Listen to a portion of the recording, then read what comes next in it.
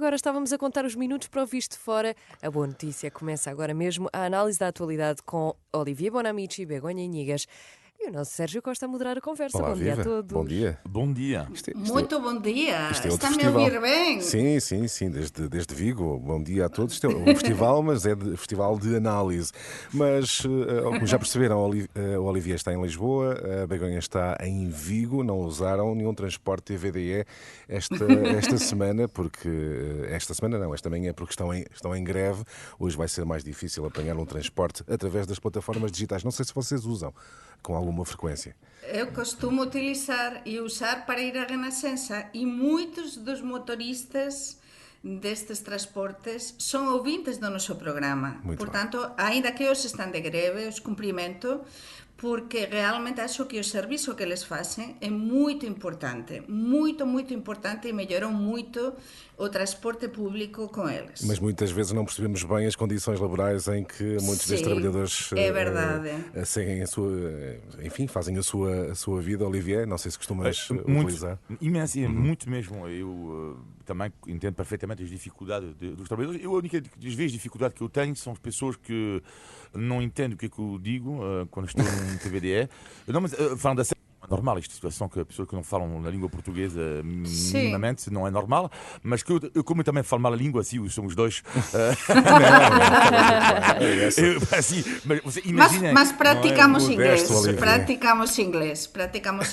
Mas sim, eu uso muito, e ainda bem que tu recordas isto, Sérgio, porque de facto hoje à noite, até se calhar eu pensava usar, tinha-me esquecido desta questão da greve. Muito bem, portanto, obrigado, Sérgio, pelo serviço público. Ficas avisado.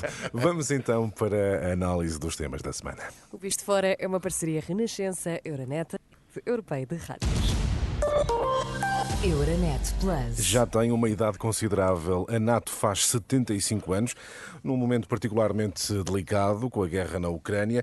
Este é, Begonha, começo por ti, o desafio principal da Aliança Atlântica, a guerra na Ucrânia. E a NATO sugere a criação de um fundo milionário para apoiar Kiev. Que retrato fazes da NATO neste particular momento e tão difícil com a guerra na Europa? O retrato que faço é que é máis precisado que nunca. Neste momento, cando vemos os filmes da Segunda Guerra Mundial, e que no outro día ainda estaba a ver e realmente eu lembraba-me, e depois pasaba este momento que nos temos, que estamos a viver, no que temos unha guerra. Os nosos pés na Europa, temos unha guerra ao noso lado. Por iso, a NATO é máis importante do que nunca. 75 anos depois, é verdade que há coisas que fez mal, non é? Mas eu acho que esta forza da NATO é importante, mas a NATO tamén ten de tentar equilibrar, porque temos a Rusia a controlar e a non querer que se amplíen as fronteiras da NATO, e ese é o principal problema, e foi unha das causas tamén da invasão da Ucrânia. E é um momento difícil fronteiras. quando há dúvidas sobre o apoio que os Estados Unidos pode dar no futuro, sobretudo se Donald Trump regressar à Casa Branca, não é? Sí, o momento é dificilísimo e Donald Trump todo apunta, non é? Está imparável que pode voltar e entón a alianza Rusia-Estados Unidos vai se reforzar en moita coisa, esa alianza entre Trump e Putin, e por desgracia iso para a NATO vai ser un problema. Um bom desafío. Olivier, o momento da NATO, 75 anos, é um momento particularmente difícil e também numa altura em que parece querer assumir a coordenação do apoio a Kiev. É quase que uma prova de vida da Aliança Atlântica. Sim, eu acho que já dissemos isto aqui, Vladimir Putin conseguiu que o renascimento da NATO, por assim dizer. O próprio Macron dizia na altura que estava em morte cerebral a NATO. Eu acho que hoje em dia já não podemos dizer o mesmo, não é? Sim. A NATO faz-me pensar um pouco que é como uma pessoa que reencontrou a sua segunda juventude, mas que pode ser empurrado nas escadas, que se me permite dizer isto, é uma imagem. A qualquer momento. E quem é que pode empurrar nas escadas? É Donald Trump. Exatamente. Ou seja, reencontrou sem dúvida uma segunda juventude, graças a Putin, mas a qualquer momento, de facto, pode ser empurrado nas escadas. E eu considero que o principal perigo, até para a NATO, se calhar, de facto, seja Donald Trump, porque se for reeleito, sim, novamente, presidente dos Estados Unidos, neste caso, eu acho que o futuro da NATO e a Europa vai ter que se reorganizar automaticamente. Disseste a Europa vai ter que se reorganizar e a NATO está a sugerir um fundo milionário para apoiar Kiev. Neste caso não está a sobrepor-se ou a passar à frente da própria União Europeia, Olivier? Não, eu acho que não. Ou é um apoio, acaba por ser uma conjugação de esforços? Não, é uma conjugação de esforços, porque on doit reparar que de todos os países NATO, que pertencem à NATO, eu diria que 95% são democracias. São países, de facto, mesmo com falhas, mas são países democráticos. E hoje em dia, não deixa de ser curioso é que quando falávamos da Guerra Fria, da vitória do Bloco Ocidental, por assim dizer, foi um erro. Porque estamos a ver que não é nada o caso. E quando há países como o Irão, a Coreia do Norte, a China, a Rússia, à volta, assim que atacam esta ideia que nós tantos defendemos, que é a questão da democracia, de facto tem que haver esta conjugação dos esforços. Concordas, Begonha? Sim. Ou esta proposta de um fundo milionário da NATO para apoiar Kiev é também uma forma de ultrapassar as dificuldades de consenso na própria União Europeia? É uma tentativa de procurar uma solução, não é? Temos o presidente da Ucrânia enviou várias mensagens nos últimos dias a dizer, pronto, a falar frontalmente como ele fala, não é?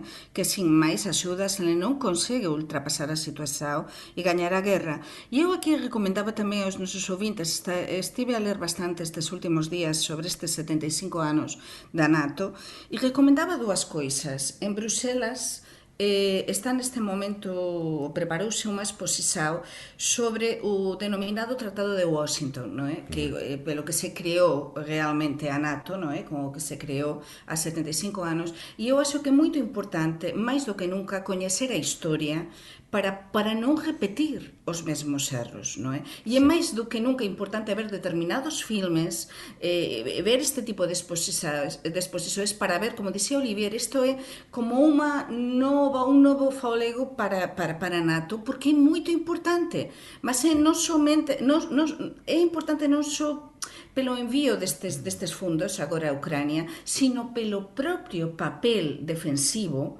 que Sim, faz a NATO. Temos tido vários responsáveis militares que a NATO, mais do que uma força ofensiva, digamos assim, é uma garantia defensiva. De paz, justamente. Sim, não, e de paz precisamente porque é a maneira também de que os inimigos, entre aspas, não? Da Aliança Atlântica, dos países democráticos, como nós entendemos, realmente olhem para nós com respeito. Exatamente. Temos de apostar na defesa, é importante. E a principal ameaça externa à NATO, digamos assim, vem de Moscovo. E passaria, Olivier, para outro tema, no momento em que o Kremlin vem dizer que espera que os serviços secretos franceses não estejam envolvidos no recente atentado de Moscovo, mas de alguma forma o Kremlin está a admitir essa possibilidade. Consegues perceber esta estratégia de Moscovo?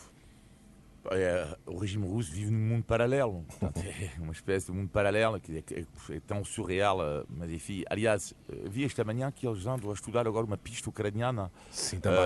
Portanto, eu já posso anunciar aqui que eles vão encontrar alegadas provas. É evidente. Eles vão, é muito previsível, não é? Não, mas isto eles vão apresentar provas que a Ucrânia está por trás do atentado. Portanto, alegadas provas, não é? Portanto, é isso, vive num mundo paralelo. O que é interessante no caso da acusação, ou a suspeita da Rússia em relação à França, tem a ver com o que disse o ex-presidente francês, François Hollande, que ele considera que a França não deve dialogar com a Rússia sobre qualquer tema. Neste caso, vamos recordar que a França decidiu dialogar com a Rússia por causa do atentado de Moscou no âmbito da luta antiterrorismo. E a França considera, e com toda a razão, que caiu numa armadilha.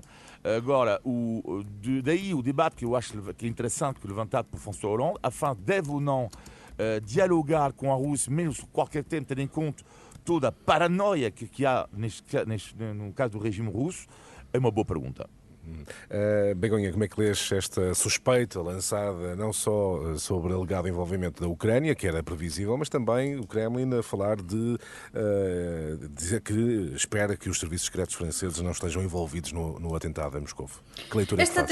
Está a tentar todo por tudo, mas Vladimir Putin tentou xa envolver primeiro a Ucrania, agora está a tentar envolver os servizos secretos da França, mas aquí é unha coisa moito clara deste primeiro momento, é que como a autoría foi desvelada desde un minuto quase non é?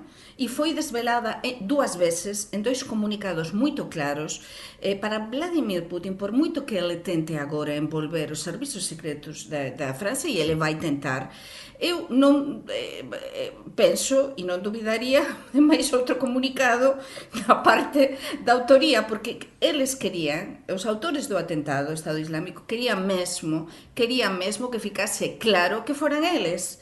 Portanto, eu acho que aqui non sei se lle vai sair moito ben ao líder ruso. É o tal realidade paralela que falava o Olivier. O nosso tempo está a avançar muito rapidamente.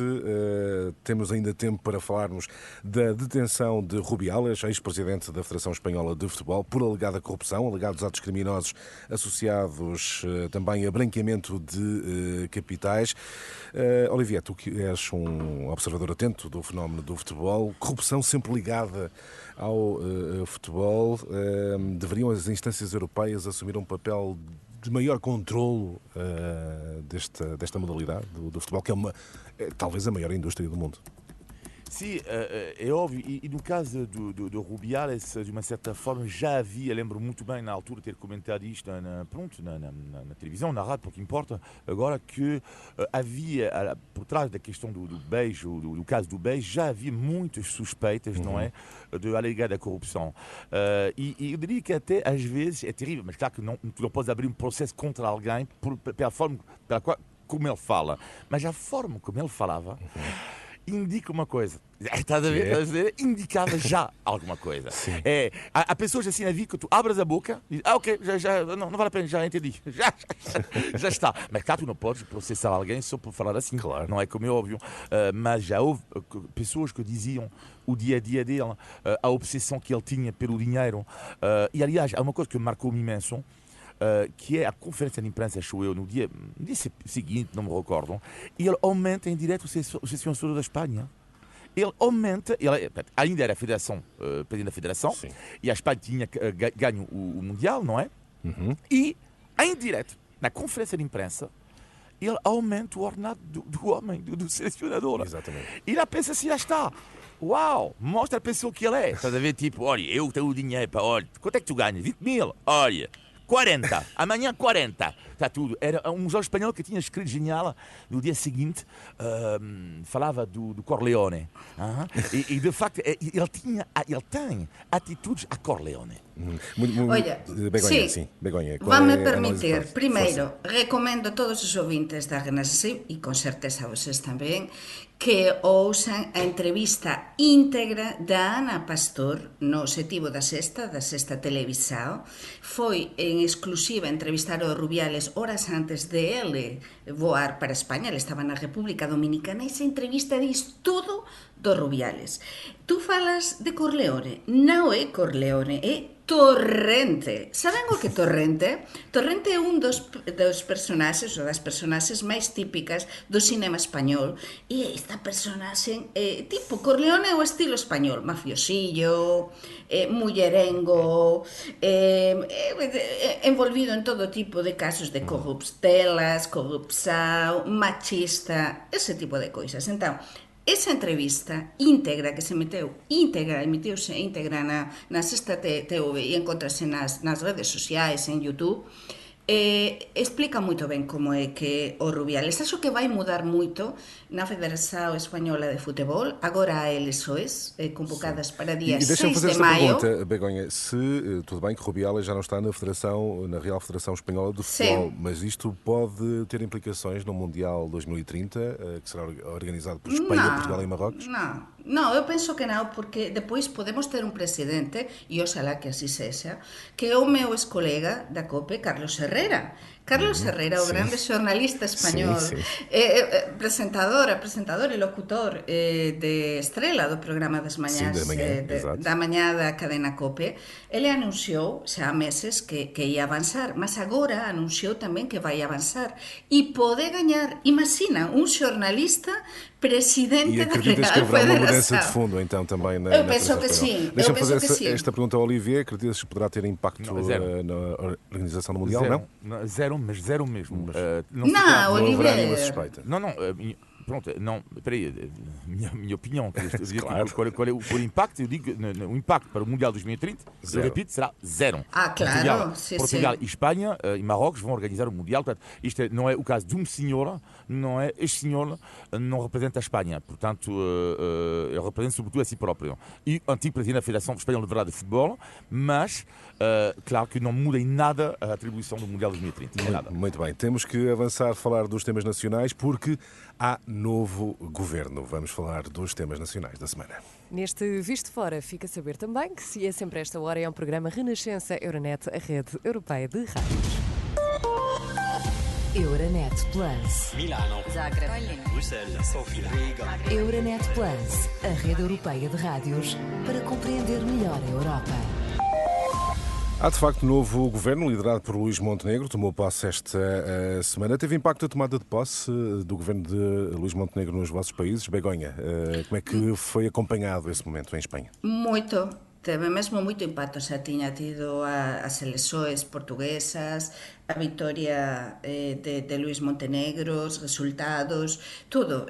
Nos últimos días apareceu moito, sobre todo depois da tomada de posse, apareceu nos principais xornais españois, destacouse moito a noticia, como eu xa tiña explicado cá, o feito de que o goberno sexa minoritario, teña gaño por tan pouco, e que sexa capaz de formar este goberno. O sistema é moito diferente porque en España nós temos o que é a sesión de investidura no Sí. Parlamento. Entón, se non pasar no Parlamento, realmente non pode Sim, formar Portugal goberno é se non diferente, tiver. poderá É passar, diferente, sim. exactamente. E entón acompañouse moito, mas tamén pela comparativa. Sim, con já Espanha. lá vamos também falar sobre o discurso de tomada de posse de Luís Montenegro, mas pergunto também, Olivier, se em França houve destaque a este momento, esta mudança política em Portugal. Sim, muito porque eu acho por uma razão que teve a questão de uma palavra que foi muito usada em França e não só lá fora também, que é a palavra instabilidade. E é uma sim. coisa nova aqui em Portugal. Portanto, essa questão deste governo, Nova ou recuperada, não é? Peço desculpa. Nova ou recuperada. Há muito tempo que não se falava tanto. Não é? Exatamente. E essa questão da instabilidade que surpreende lá fora, porque Portugal, antigamente, quando era governado seja pela direita ou pela esquerda, dava uma ideia de estabilidade, vai. E de facto agora, uau, mas espera aí, nem há geringonça, não há maioria, ou seja, um pouco a confusão, basicamente. E mesmo os próprios belgas, que têm uma aliança com 9 partidos, que é a geringonça Vivaldi, socialistas e liberais, não? E a governar juntos. E que até já estiveram mais de 500 dias sem governo na Exato. Bélgica. Mas mesmo eles próprios olham assim e dizem, uau, que novidade em Portugal. É de facto uma situação curiosa. Muito bem. E qual é a vossa opinião sobre não só a constituição do governo, mas sobretudo o discurso de tomada de posse? Begonha, pareceu-te um discurso de alguém que tem uma maioria muito relativa no Parlamento? Não pareceu quase de alguém, foi uma crítica feita a Luís Montenegro, de alguém que tem afinal uma maioria absoluta, ou faz de facto sentido apelar ao maior partido da oposição, o PS, à responsabilidade? A segunda coisa, estou a ver un Luís Montenegro bastante diferente o que eu pensaba. É dizer, está desde que ele gañou as eleições, ele está con esa posición xa de primeiro-ministro, de homem tamén de goberno, a dirixir un goberno, moito serio, un discurso de verdade moito virado pelo PS, porque sabe que precisa do PS. Xa o vimos no Parlamento, non é? Para escoller, para poder elexir o presidente do Parlamento, o que aconteceu, non é? É o seu aliado neste momento. O Chega non vai ser o seu aliado. Por tanto, ele diríxese ao PS ele assume as dificuldades, mas ao mesmo tempo insiste. Para mí, uma das palavras-chave, das frases-chave foi um governo para 4 anos e meio. Sim, não é um governo de turno, para não é? 4.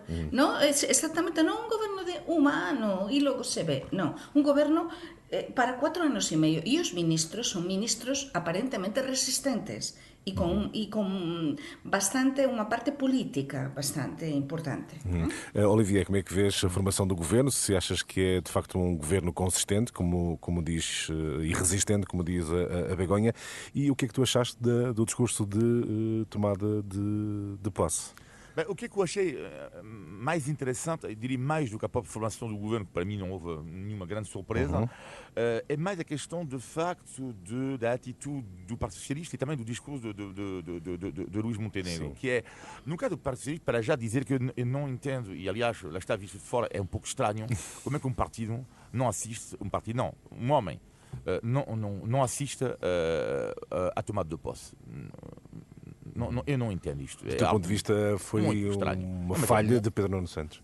Não, para mim sim foi, mas pronto, sim, mas é o primeiro-ministro de Portugal, caramba, Luís Montenegro agora, sim. Segundo ponto, quando o Pedro Nuno Santos diz que o orçamento está praticamente impossível de aprovar por parte do PS. Sim, desde já se está a dizer isso. Mas estou a entender. Faz sentido ou está a fazer o jogo do Chega? Mas neste caso nem vou por aí. Sim. Mas então, já uma opinião sobre o orçamento que não existe. E, aliás, esta manhã, não sei se foi esta manhã ou ontem, uma entrevista interessante de José Carneiro no Público. Sim, esta manhã no Público. Foi esta manhã. Pronto, eu li esta manhã, mas não sei se era desta manhã. Sim, vem no diário de hoje. Sim. Mas, sim, que é uma outra visão. Que apela a entendimentos com o PS. O PS pode negociar. E, do outro lado, temos o Luís Montenegro que também não entendo, que é dizer que o PS pode ser oposição democrática ou ser bloqueio, tem que escolher. Não, mas vamos ver, não, o PS também tem o seu direito tem todo o direito de fazer o que lhe apetece também. Ou seja, esta pressão. Mas atendendo ao desenho do Parlamento hoje em dia, com um partido populista com 50 deputados. Não, mas o Luís Montenegro, quando diz que está quase a apelar ao PS para o deixar governar até o final do mandato. Mas não. O PS não tem nenhuma obrigação de deixar Montenegro governar até o final do mandato, nenhuma. Ou seja, cada um tem o seu papel e eu acho que o mais importante é haver negociação, haver diálogo em função das leis. E eu acho que as pessoas estão um pouco fartas desta política assim, desta forma como funciona assim. Acho eu, estão fartas as pessoas assim desta política. Mas como é que o leste interessante... o discurso de Montenegro? O interesante destas 2 semanas, que há 2 semanas que non temos o programa e além do discurso, é que eu sei que vocês estavam com saudades, eu sei. Claro, se destaparan as cartas. Eu estaba, con certeza. Se destaparan as cartas. Dimos a volta. Por qué? Porque vimos o Chega en Asao, non é? E vimos que o PSD e o PS tamén se precisan un do outro, mas o PS tamén precisa do PSD. Por qué? Porque esta entrevista do Xosé Luís Carneiro diz moito. É dizer, o Pedro Nuno precisa de primeiro arrumar a súa casa. Non é? Como ele diz na entrevista, o secretario xeral do PS ten de ter o seu tempo político. É verdade, ele ten de arrumar primeiro a casa. Por tanto, precisa dese espazo e para precisar dese espazo e dese tempo ten de apoiar en algún xeito o goberno, mas ao mesmo tempo protestar un bocadiño e demostrar que é oposição, non é? Mas então, non perante vai dizer essa necessidade de arrumar a inicialmente. casa, acreditas que o Partido Socialista poderá deixar a AD governar mais do que os tais famosos 6 meses até Pode ser, a mas apresentação do olha, orçamento? pode ser, uma coisa que eu aprendi em Portugal, sabem que eu utilizo sempre esta frase, um dia de cada vez. Acho que neste momento, Isso é uma frase muito portuguesa. Governo, eu adoro. Mas há uma frase também que achei muito... E então vão ter de governar dia a dia. E que isto é dia a dia, realmente. Olivier, qual é a outra frase? Não, só uma frase rápida que eu achei que porque há quem está a gostar desta situação, André Ventura, como é óbvio, porque ele adora ter o papel do antissistema, não é? Ele quer ser o líder da oposição. Esta frase que achei incrível, André Ventura, quando ele diz quanto ao governo deseja ao PSD e ao PS boa sorte. Não, mas isto é genial para da comunicação, porque mostra exatamente a posição que o Chega quer ter, exatamente. Vai ser, de resto, desafiante esta legislatura com este novo quadro, este novo desenho no Parlamento. Mas há já uma decisão do novo governo, eu quero ouvir a vossa opinião sobre essa decisão, que foi a mudança do logotipo, enfim, que representa o Estado português. Foi revertida uma nova solução, que era mais simplista, com as cores da bandeira nacional, mas sem os símbolos históricos. O governo da AD recuperou para esse logotipo os símbolos históricos. Qual é a vossa opinião? Fez sentido esta reversão, Begonha? Pois non sei se faz sentido ou non, eu vexo isto visto de fora e acho que todos os países, eu estive a facer a miña investigación tamén do que aconteceu en España, sí, por exemplo, non é? E todos os países facen. España, por exemplo, cando acabou o franquismo, reverteu muitíssimo. Mas é uma mudança de regime, não é? É uma mudança de regime. Mas pronto, mas foi uma mudança considerável, não é? Neste caso, acho que tratan de simplificar, dar uma ideia máis nova. Estamos nos tempos de moita mudança, onde tudo muda rapidamente, mudamos os símbolos rapidamente, mudamos os logos rapidamente, queremos ter novo design das coisas. Non sei, eu tamén non vexo que seja un problema moito grande, non é? Non sei por que. Mas então estranhas, surpreende a forma como aguerrida, como tudo isto foi discutido? Sí, porque en Portugal é todo polemice. Mas que coisa é en Portugal que non sexa polemice? Non estaríamos en Portugal, non é? Então tense de polemizar con algo e então escolles isto, non é? Olivier, qual é a tua opinião? Como é que tu lês esta reversão imediata do logótipo? Isso fez sentido, todo este alarido, toda esta discussão e polémica em torno deste caso? Eu diria, sobretudo, o que é que não fazia sentido era na altura quando mudaram. Ou seja, é que eu não estou a perceber uma coisa aqui, que é, eu acho que estou a 75 mil euros, não é? Não sei. Sim, cerca disso. Foi o número que eu vi, não verifiquei, mas bom, se tu dizes, então é que porque é. 75 mil euros. Não acho normal, tipo, ou seja, pode haver uma evolução, sim, mas qual era o problema desta bandeira ali? Eu não estou a entender. Não? É que quando falta uma coisa, imagina, sei lá, um novo elemento, não sei, mas é do tipo, bom, está na hora de mudar, olha, bom, 80 mil, 75, pá, daqui a 75 mil euros, não. E as pessoas, acho eu, estão um pouco farto disto, de mudanças assim, onde tu dizes lá no fundo, o que é que isto muda? Qual era o problema da questão da bandeira? Mas qual era o problema? É isso também que eu não entendo muito. Então concordas que de facto as pessoas identificam-se com aqueles símbolos? Não concordo. A mim, vou ser honesto, o logotipo que foi mudado não me chocava também, não é? Não me chocava. O que é que eu não entendo é porque é que foi mudado na altura. É só isto. Ou seja, a questão que é, não me choca, porque eu prefiro pessoalmente da bandeira, não é? A questão do gosto. Bom, agora, o que eu não entendo é na altura. Mudar para quê? Pois é o começo do novo ciclo, o começo de uma... Não estou a falar de agora, estou a falar do logotipo quando foi mudado na altura. Quando foi mudado pelo governo do Partido Socialista. Portanto, isso não faz sentido. Mas porquê é que foi mudado? Haver 3 bolinhas ali, tipo... Não estou a entender. É cheio de uma boa publicidade para a IKEA agora, mas é só isto. Não estou a perceber, não.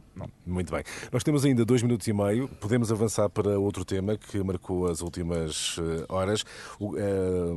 Recuperado o caso das gêmeas atendidas no Hospital Santa Maria. Eu peço uma resposta sintética a cada um. De acordo com a Inspeção-Geral das Atividades em Saúde, houve de facto procedimento irregular e esse relatório visa, Begonha, não só o ex-secretário de Estado Lacerda Salles, mas também a própria Presidência da República, que tudo indica, terá bloqueado o acesso à troca de correspondência eletrónica. Análise rápida a estas conclusões.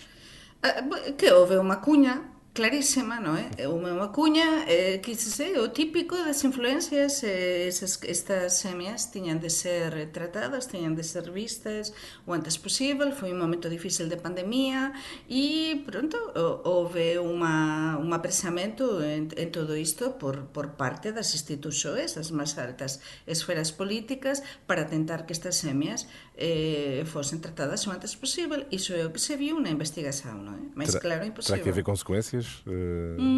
Pois non sei se terá de haber, mas isto fica bastante clarificado, non é? Fica clarificado perfeitamente o que aconteceu. Olivier.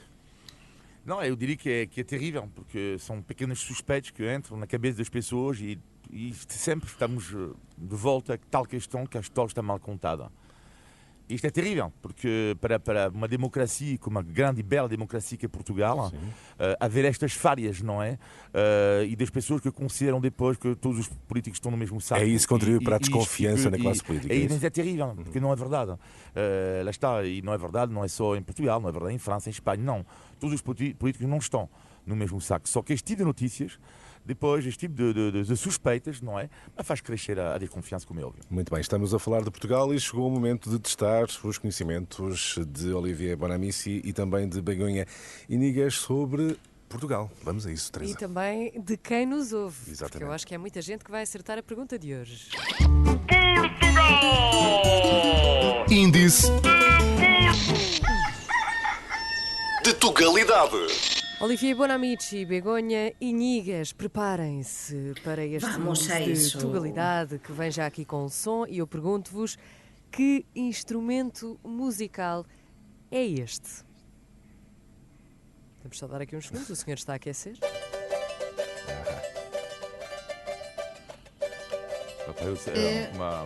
Não é guitarra, não Uma é? cavaca. É uma... Cavaca pode Estás ser, tão sim. perto, Olivier. Cavaquinho. Cavaquinho. Muito bem, muito Ah, bem, boa. Cavaquinho. Esta é. Boa.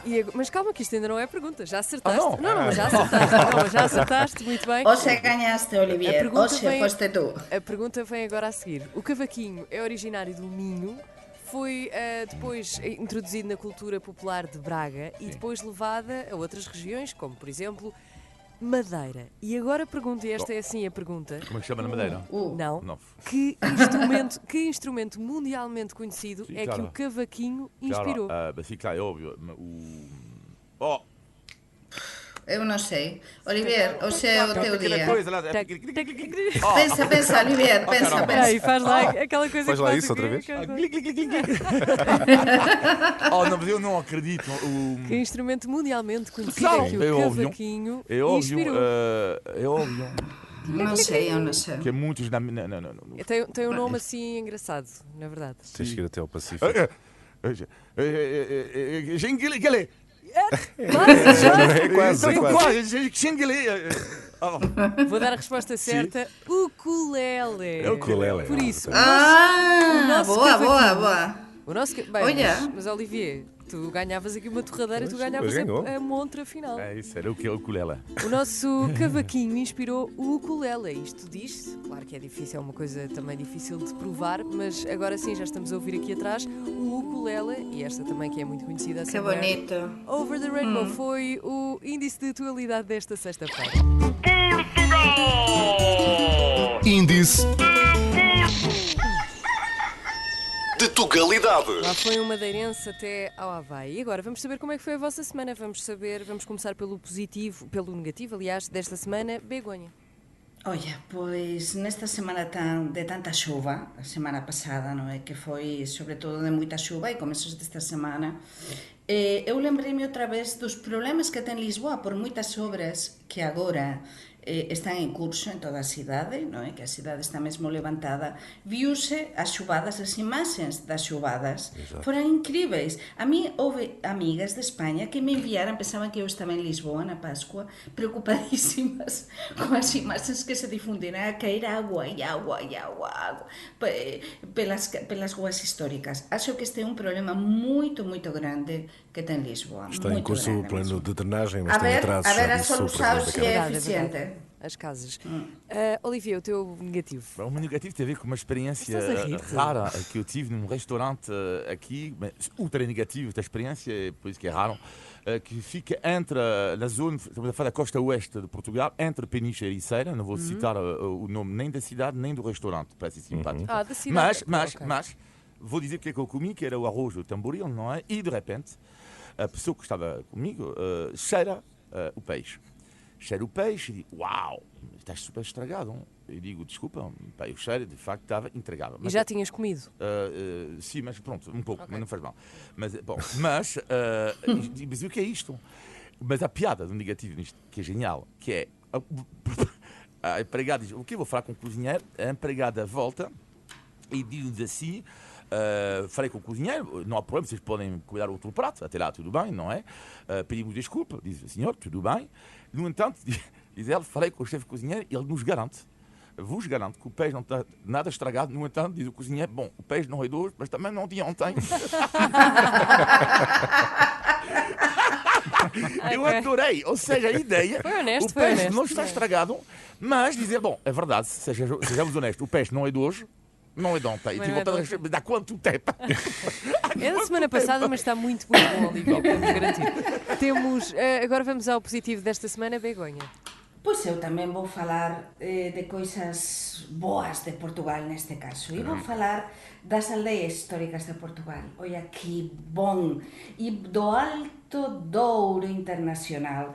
Oia, que locais ten en Portugal. Eu non estive na Serra da Estrela, como tanta xente a apañarme. Non, eu estive na Pascua, nas aldeias históricas. Sorteira, Trancoso, Belmonte, Almeida. Olivier, e comín moito, moito, moito ben. Claro. Un bacalhau maravilloso. Unha Maravilloso. posta mirandesa. Unha Sim, porque posta o bacalhau é um peixe que pode mirandesa. esperar algum tempo. Atenção.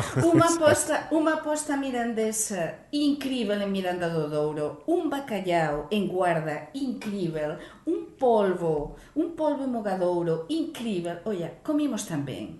E bebimos tamén moito ben, claro. Millo do Douro. Muito bem, Isto é Begonha. Portugal, isto é Portugal. É verdade. O Portugal do Muito bem. interior. Olivier, o Ah, positivo da o tua positivo semana. é que, não sei se vocês se recordam, um dia eu disse aqui no positivo que o som que eu mais gosto da língua portuguesa O é som. um A. O som é um A. Não é? Exemplo, eu já vos disse isto. A. Lausanne, Lausanne. Lourinhã, Lourinhã. Campanhã. Sim, sim. Eu adoro. Lausanne. Cada vez que apago uma parte. Mas eu gosto da voz. Da Não é voz isso? que Adoro. fala. A ver, Faz diz outra outra vez. vez. Na Lausanne. Diz outra vez. Diz outra Não, vez. o meu sonho sempre foi viver na Lausanne ou na Lourinhã. Na Bom, Campanhã. Então não é. Então, Até amanhã. Oi, Até adoro, amanhã, adoro até Olivier. amanhã. Até amanhã. E até, porque é o nariz. Bom. E então não é que eu vos juro, de verdade, há 10 dias, a felicidade, tranquilamente, no carro, perto das vedras, a passear. Ei, de repente, eu travo, digo, não acredito. Uma aldeia chamada Chã. Mas espera aí, eu juro para meus filhos, não só a minha liga é Chã. Mas espera aí, ao lado uma outra aldeia que se chamava Saucha. Juro. Isso perto de Torres Vedras. Juro, há uma aldeia Chã. chamada Chã e ao lado uma aldeia chamada Chaus. Sãos. Que é o plural de São, exatamente, Sãos. Portanto, é Chã. Ora, boa tarde, tu és de onde? Eu sou da Chã. E tu? Eu sou da Chão. É um sonho. Passei um fim de semana mágico por causa da Chã. Isto é para nota. Isto é para C2 de português. É verdade. Terminamos assim o Visto Fora desta amanhã. sexta-feira. Dizendo, Até exatamente. amanhã, em direto da Chã. Em direto da Em Chã. direto da Chá. De Chã. Até amanhã. Bom fim de semana. Bom fim de semana. Estamos de volta na próxima sexta-feira, um bocadinho depois das 10h15. É sempre assim o Visto Fora. Se chegou a meio deste episódio, pode também voltar a ouvir sempre em podcast. Olivia Bonamici, Begonha Amigas, Sérgio Costa estão consigo sempre à sexta-feira.